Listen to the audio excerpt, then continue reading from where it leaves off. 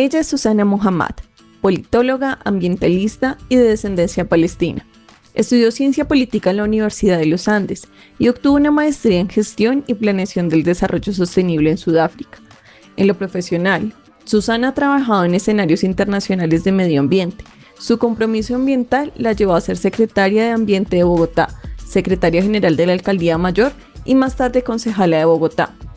En 2022 dio el salto al escenario nacional, cuando asumió como ministra de Ambiente y Desarrollo Sostenible en el gobierno del presidente Gustavo Petro. Desde allí, impulsó políticas históricas, como la prohibición del fracking y la reducción de la deforestación. Hoy, Susana Muhammad es una de las precandidatas presidenciales para las elecciones del 2026, con una trayectoria que une lo ambiental con lo político. Su propuesta se centra en la soberanía, justicia climática y derechos colectivos. La tuvimos en exclusiva en El Faro y esto fue lo que nos dijo. El presidente Petro tiene toda la razón, porque una cosa es la cooperación bilateral del narcotráfico, otra cosa es la fallida guerra contra las drogas que Colombia debe seguir cuestionando y buscando que esa política mundial cambie, como lo ha hecho este gobierno. Otra cosa es el imperialismo y que en pleno siglo XXI vengan con un armamento sofisticado a hacer la mayor movilización de armamento y militar en décadas. Así que el primer tema es que en un próximo gobierno pues hay que tener una posición y hay que decir con claridad que aquí hay que defender la unidad de América Latina como primer punto. Y segundo punto, que además tenemos que defender la soberanía y el territorio. Y lo que habría que buscar, aunque ahí es donde está el problema grave, es todo el proceso multilateral y diplomático con fuerza. Y debe ser a escala de América Latina. Pero esto cómo se va a jugar, y por eso es impredecible mirar el ajedrez. Se va a jugar también la realidad dependiendo de las elecciones en Brasil, en Chile y en Colombia, que son el próximo año. Pero definitivamente nosotros en América Latina deberíamos pararnos firmes. Ahora, el problema es que ya el gobierno de Ecuador quedó en manos de la derecha extrema. Tenemos el gobierno de El Salvador, tenemos la segunda vuelta que vendrá en Bolivia y tenemos Argentina. Y por eso es también necesario avivar el debate y avivar la lucha social. Pero en principio habría que buscar un bloque de unidad de América Latina que se pare en contra de cualquier invasión territorial. En un proceso en donde lo que quieren es crear un clima de dominación y en donde lo que puede haber detrás, hay que tener mucho cuidado, es realmente una expansión de invasión, llamémoslo así, o de imperialismo, con una motivación de fondo geoestratégica y económica, porque América del Sur es rica en los minerales de la transición, es rica, por ejemplo, Venezuela, en recursos petroleros. Y por lo tanto, si esa es la intención final, porque hasta ahora uno no entiende entre el discurso y la acción la lógica del gobierno Trump. O sea, está clarísimo que lo que dicen pues no es realmente el trasfondo de lo que quieren hacer, que para ir a perseguir lanchas rápidas en el Caribe, en términos de controlar, entre comillas, el flujo de narcóticos a los Estados Unidos, pues no tiene correlación enviar semejante despliegue militar. Por lo tanto, la información falsa es una forma de ir creando un ambiente de receptividad y legitimidad que puede tener dos lecturas. Uno, que es lo que ha hecho hasta ahora en general el gobierno Trump, generar todos estos grandes despliegues para crear una sensación y hablarle a sus bases republicanas en los Estados Unidos como una muestra de fuerza del gobierno y sostener su legitimidad interna gravemente afectada por las condiciones económicas de Estados Unidos que por la propia política de Trump se están deteriorando. Y que ojalá ese escenario lleve simplemente a que ojalá sea una lógica de sostener su propia opinión pública en los Estados Unidos, todo este despliegue, obviamente costosísimo, pero podría ir en realidad hacia una lógica de tomar control de activos y tomar control del territorio venezolano en lógica de recursos que necesitan en el futuro. Entonces la guerra mediática es una forma de crear el ambiente propicio, sea para un objetivo y el otro. Por eso me parece muy clave y muy clara la posición del presidente Petro, que se basa en principios, porque si no a uno la guerra de información se lo lleva y el Estado y la conversación diplomática debe profundizarse para tener entre América Latina, entre por lo menos los más países que se pueda, una posición y un bloque conjunto, porque tampoco una sola golondrina, en este caso Colombia, hace verano en esta situación. Se vienen unos tiempos donde hay que hacer más y más exploración con los minerales de la transición energética. Cuéntanos, por favor, ¿cuál es tu visión de la transición energética que trae el actual gobierno de Gustavo Petro? ¿Qué mejorarías o adaptarías de ello para pensarnos en un año 2050 con un país que tenga una soberanía energética y una democratización real de los recursos para los colombianos?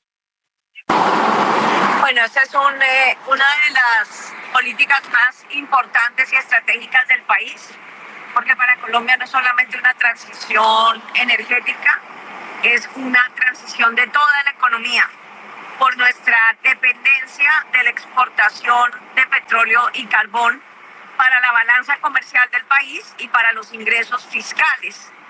En ese sentido, lo que propongo y que es una segunda fase del proceso que realmente se inició en el 2018, profundizó el gobierno del presidente Petro, pero que nosotros tenemos que ir un paso más allá en términos de aceleración y capacidad. Y tiene que ver con ver la transición energética como una transición de toda la economía.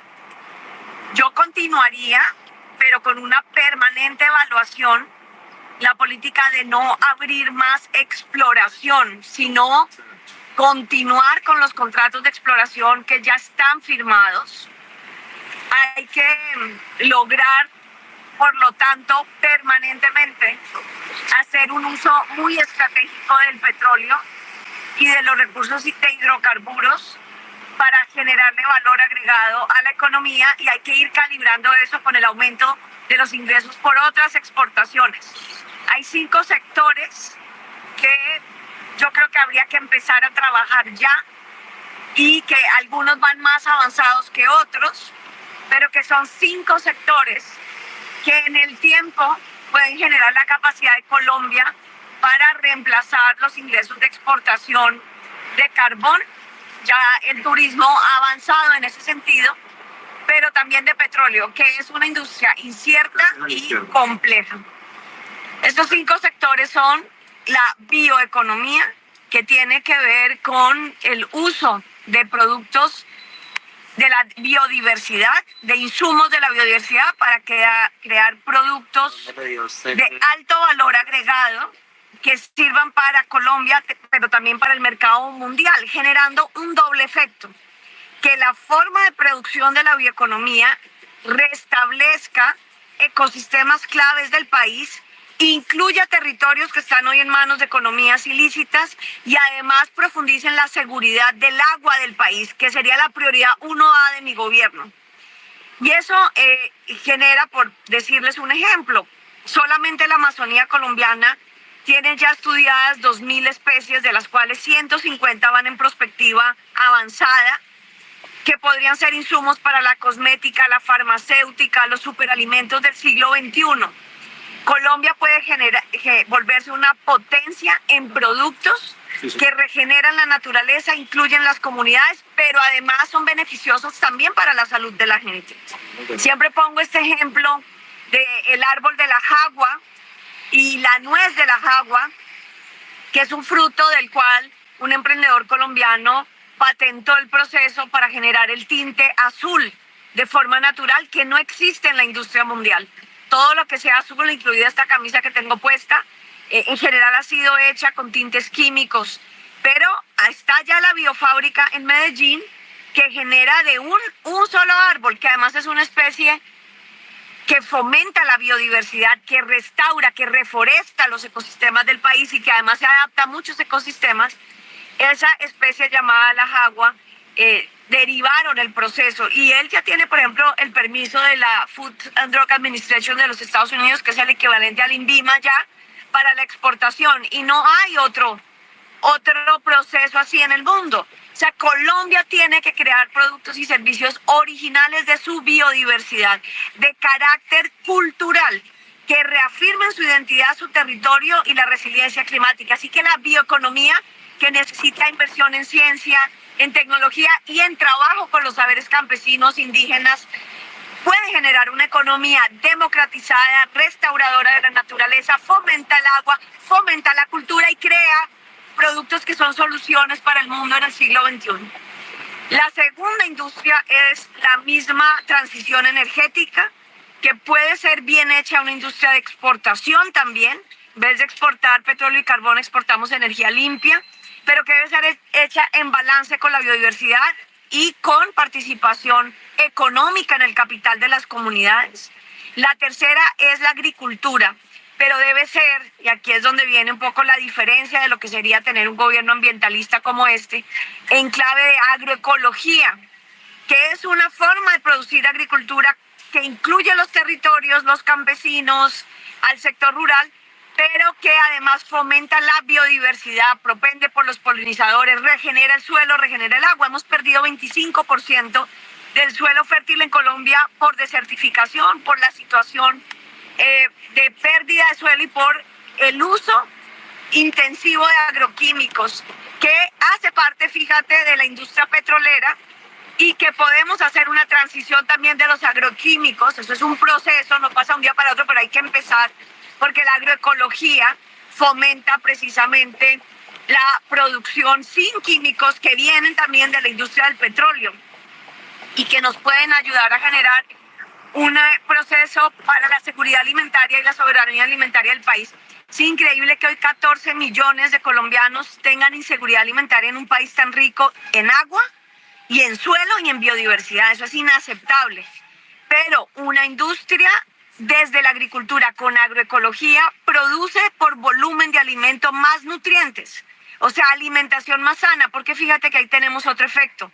Le quitamos en el tiempo un gran peso al sistema de salud.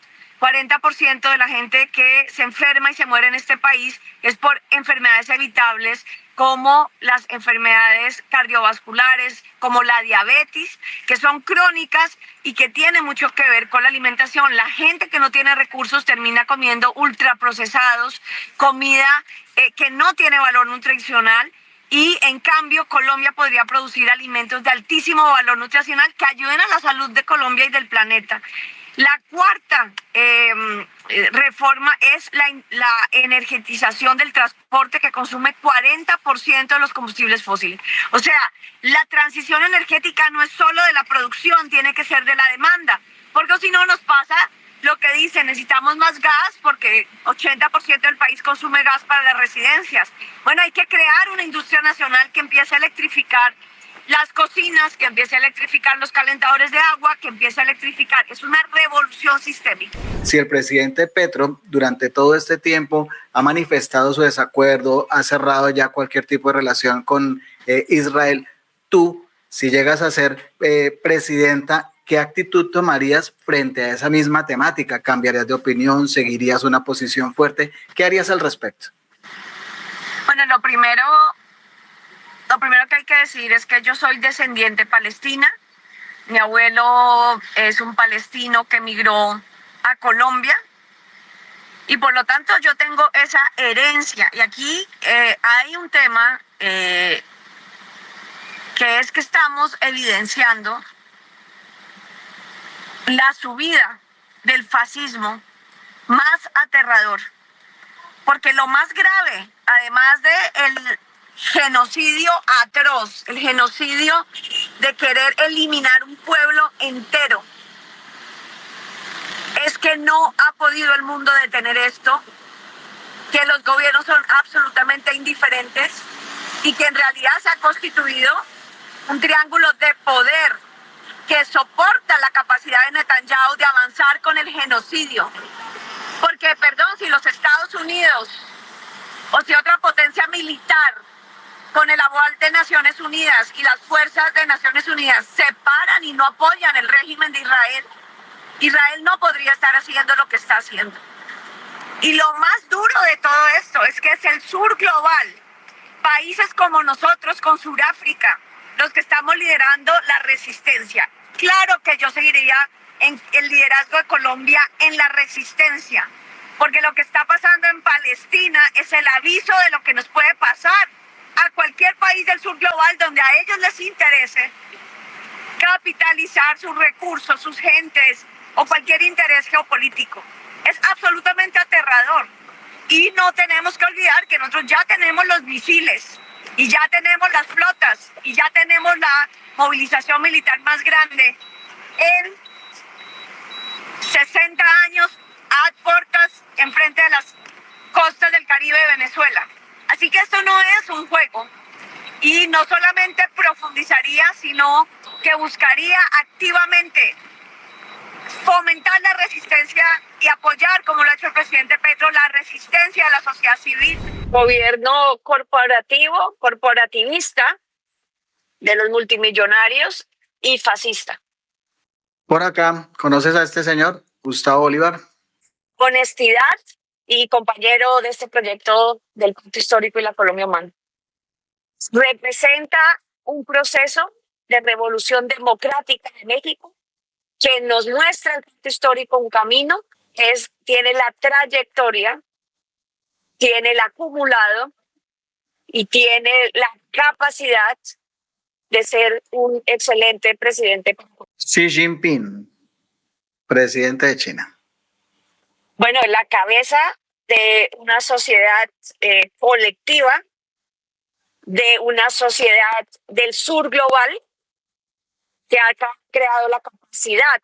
Él es un representante de una máquina social y política que es el Estado chino, de una gran cultura que ha demostrado estratégicamente que el sur global no está solo, condenado por la justicia por hacer trampa, y esa solo es la punta del iceberg de todo lo que lo tienen que condenar y la representación precisamente de lo que no queremos. ¿Tú en este momento sientes que hay armonía entre los candidatos del pacto, entre las bases del pacto de Colombia Humana, siendo el partido más grande? ¿Sientes que hay algo roto que se pueda reconstruir? ¿Cómo se podría hacer? ¿Qué sensación te queda? Bueno, pues ha habido dificultades, obvio, siempre se presentan, las hemos expuesto públicamente, pero honestamente ahora que estoy recorriendo las ciudades, que estoy yendo a las bases del pacto, yo siento un ambiente fraterno. La gente todavía está viendo cómo se decanta el escenario, porque es que estamos también como suspendidos un poco en el aire con este problema del Consejo Nacional Electoral.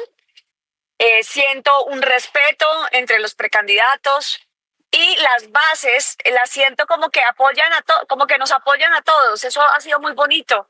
Gente que dice, mire, yo soy del equipo de fulano, pero yo creo que a usted le podemos ayudar en esto. Gente de mi equipo que dice, venga, ayudemos a fulano, podemos ayudar en tal región. Donde de pronto no tenemos candidato, hagamos alianza con este otro grupo.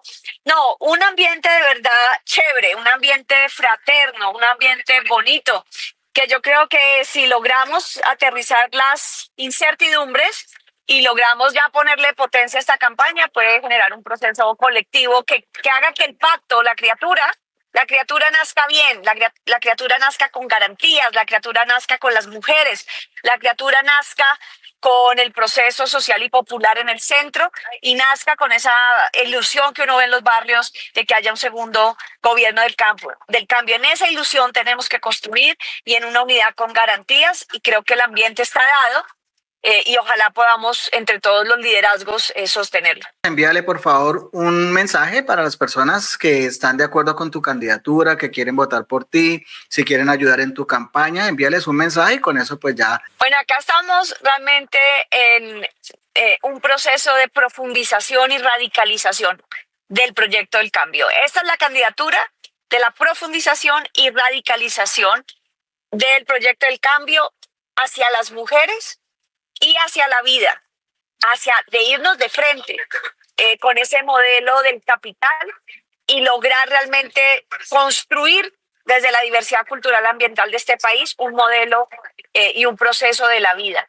Así que los y las invito, pueden unirse en susanamuhammad.co, en esa página web, ahí están los grupos de WhatsApp, tenemos nodos, más de 1,000 voluntarios en todo el país, y tenemos nodos en todas las ciudades y regiones para que se unan, identifiquen ese nodo y vamos hacia adelante. Esta es una candidatura también para la construcción progresista del pacto y que va a empujar duro que la candidatura del pacto histórico esté en manos progresistas para que el progresismo y la izquierda tengan una representación digna, seria y fuerte hacia el Frente Amplio. Así que apoyen también a las mujeres. Creo que hay un momento importantísimo en la política para las mujeres y agradezco a todos los compañeros que han dicho estas elecciones voto por una mujer. Así que hacia adelante, y acá hay seriedad y sobre todo, por último, soy una candidata que los puede mirar a los ojos con transparencia, porque en toda mi vida pública, en los 20 años de militancia, lo que he defendido es el Estado Social de Derecho y la ética como estrella que nos guía en la política si realmente queremos cambiar este sistema. Si queremos ganar elecciones, no es tan difícil. En 2 segundos uno va a la maquinaria, hace acuerdos y gana votos y gana elecciones. Esa es la vía fácil. La vía que yo propongo es la del poder social y popular que reta al poder del sistema corrupto colombiano. Bienvenidos al Faro, una luz en el camino para informarte mejor. También estoy seguro que deben tener a la idea de una tregua